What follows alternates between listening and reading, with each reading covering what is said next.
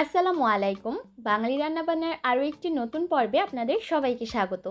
আজকের পর্বে তৈরি করে দেখাবো নরম তুলতুলে বাটার নানের রেসিপি। তৈরি করার পর রুটিগুলো এতটাই সফট হয় যে খেতে দারুণ মজার হয়ে থাকে। আশা করছি বরাবরের মতো আমার আজকের রেসিপিও আপনাদের কাছে ভালো লাগবে। প্রথমেই একটা বাটিতে নিয়ে নিলাম 3 কাপ পরিমাপে ময়দা, চাইলে আটা দিয়েও করতে পারবেন। 2 টেবিল চামচ দিয়ে দিলাম চিনি, 1 চা চামচ দিয়ে দিলাম লবণ, আধা টেবিল চামচ দিলাম ড্রাই ইস্ট। এবার সব কিছুকে একসাথে ভালোভাবে মিশিয়ে নিচ্ছি। মেশানো হয়ে গেলে এবার এর মধ্যে দিয়ে দিব কুসুম গরম পানি। আর পানিটা এমন গরম হবে আপনি একটা আঙুল পানির মধ্যে কিছুক্ষণের জন্য চুবিয়ে রাখতে পারবেন। তবে পানিটাকে কিন্তু খুব বেশি গরম নেওয়া যাবে না, আবার একেবারে ঠান্ডাও নেওয়া যাবে না, কুসুম গরম নিতে হবে। তাহলেই কিন্তু আপনি পিটা ব্রেডের জন্য পারফেক্ট একটা খামির তৈরি করতে পারবেন। এবার অল্প অল্প করে গরম পানি দিব আর খামিরটাকে মাখিয়ে নিব।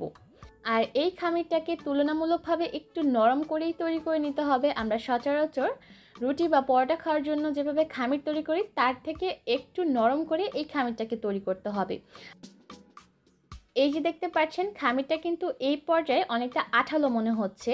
ঠিক এই পর্যায়ে আমি এর মধ্যে দিয়ে দিব 1 টেবিল চামচ রান্নার রেগুলার তেল। আর তেলটা দিয়ে খুব ভালোভাবে মাখিয়ে নিতে হবে, তাহলে দেখবেন এই স্টিকিনেসটা চলে গেছে আর খামিরটাও অনেকটা সেট হয়ে যাবে। আর পারফেক্ট রুটি তৈরি করার জন্য অবশ্যই খামিরটাকে 7 থেকে 8 মিনিটের মতো খুব ভালোভাবে মথে নিতে হবে। এর মধ্যে কিন্তু খামিরটা খুব ভালোভাবে মথে নেওয়া হয়ে গেছে আর খামিরটাও কিন্তু এর মধ্যে সেট হয়ে গেছে। এবার এই খামিরটাকে আমি রেস্টে রেখে দিব। তার জন্য বাটির মধ্যে আমি সামান্য একটু তেল মাখিয়ে নিচ্ছি। তারপর আমি খামিরটাকে বাটির মধ্যে দিয়ে খামিরের উপরেও সামান্য একটু তেল মাখিয়ে নিলাম। এবার এই খামিরটাকে রেস্টে রেখে দিব কমপক্ষে 2 ঘন্টার মতো। এরই মধ্যে কিন্তু খামিরটা ফুলে একদম 3 গুণ হয়ে গেছে। এবার প্রথমে খামির থেকে বাতাসটা বের করে নিচ্ছি, তারপর আবারও খুব ভালোভাবে মথে নিচ্ছি। আমি খামিরটাকে কাউন্টার টেবিলের উপর নিয়ে নিয়েছি। এবার খুব ভালোভাবে মথে নিয়ে এই খামিরটাকে ভাগ করে নিতে হবে। আপনি যতটা বাটার নান তৈরি করতে চান এই খামিরটাকে ততটা ভাগ করে কেটে নেবেন। আজকে আমি যে পরিমাণ খামির নিয়েছি তাতে আমি 4টা বাটার নান তৈরি করব, তাই আমি 4টা ভাগে ভাগ করেছি। এবার বাকি লেচিগুলোকে আমি আবারও ঢাকনা দিয়ে ঢেকে রেখে দিব আর একটা নিয়ে রুটি বেলে নিব। রুটি বেলে নেওয়ার সুবিধার্থে আমি কাউন্টার টেবিলের উপর সামান্য একটু শুকনো ময়দা ছড়িয়ে নিয়েছি। এবার রুটিটাকে বেলে নিচ্ছি। আর রুটিটাকে আমি খুব বেশি পাতলা করব না, একটু মোটা করে তৈরি করব। আমরা সাধারণত যেভাবে পরোটা বেলি তার থেকে একটু মোটা করে এই রুটিটাকে বেলে নিতে হবে। এরই মধ্যে কিন্তু একটা রুটি বেলে নেওয়া হয়ে গেছে। এবার এটাকে সেঁকে নেওয়ার পালা। আপনারা চাইলে রুটিগুলোকে একেবারে তৈরি করে তারপর সেঁকে নিতে পারেন, আবার চাইলে একটা একটা করে তৈরি করে সেঁকে নিতে পারেন। রুটিগুলোকে সেঁকে নেওয়ার জন্য চুলায় একটা প্যান বসিয়ে দিয়েছি আর প্যানটা গরম হয়ে এলে এর মধ্যে রুটিটাকে দিয়ে দিলাম। তারপর একটা ঢাকনা দিয়ে ঢেকে দিলাম। আর এই পর্যায়ে আমি চুলার আঁচ মিডিয়াম লো হিটে রেখেছি। 10-12 সেকেন্ড পর আমি ঢাকনাটাকে তুলে নিলাম, তারপর রুটিটাকে উল্টে দিলাম। শুরু থেকে শেষ পর্যন্ত চেষ্টা করবেন চুলার আঁচটাকে মিডিয়াম লো হিটে রাখার জন্য। এভাবে করে রুটিটাকে উল্টে পাল্টে সেঁকে নিতে হবে আর চামচ দিয়ে চাপ দিলেই দেখবেন রুটিটা খুব সুন্দরভাবে ফুলে উঠবে।